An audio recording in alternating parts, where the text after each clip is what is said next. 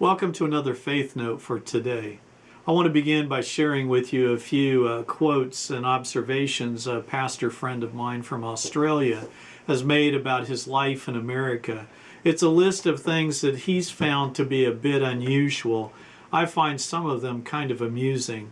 He says, only in America are there handicapped parking spots in front of a skating rink. Only in America do drugstores make the sick walk to the back of the store while healthy individuals can buy cigarettes up front.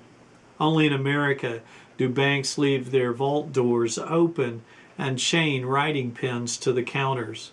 Only in America do we leave cars worth thousands of dollars out in the driveway and put our useless junk in the garage. Only in America do we buy hot dogs in packages of 10 and the buns in packages of 8. There are a lot of contradictions a lot more contradictions that he's found that I won't go into, but you get the point. Life is filled with inconsistencies. Sometimes the contradictions are amusing. Sometimes they become personal when there's an air of unfairness in the way that they affect our personal lives. The disciples asked Jesus in John chapter 9 about a man who was blind from birth. The disciples said, Rabbi, why was this man born blind? Was it because of his own sins or his parents' sins?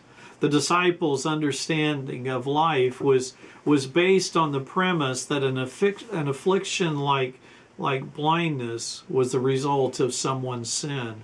Someone must have sinned for this to have happened. Someone has to be held accountable. As we try to understand and bring order to chaotic times like today, there's a prevailing belief that's drilled into our heads that life is all about being fair. If we treat others fairly, we can expect to be treated fairly. In truth, there's no law that says that life is fair. In fact, many civil laws are designed to deal with the inequities and unfairness that's found in society. Several of the more challenging parables that Jesus shared reflects the contradictions of life.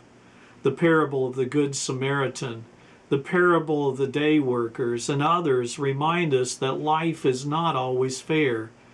Fair or not, Jesus encourages us to do what seems unnatural, unfair.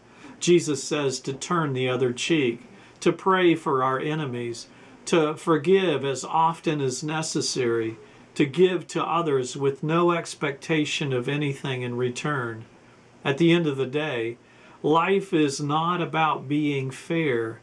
It's instead about being faithful, about doing the right thing without taking fairness into consideration. Thanks for watching another Faith Note. See you again in a few days. Be encouraged by the words of the Psalmist, chapter 34. I prayed to the Lord, and the Lord answered me. The Lord freed me from all my fears. May this verse be your confession.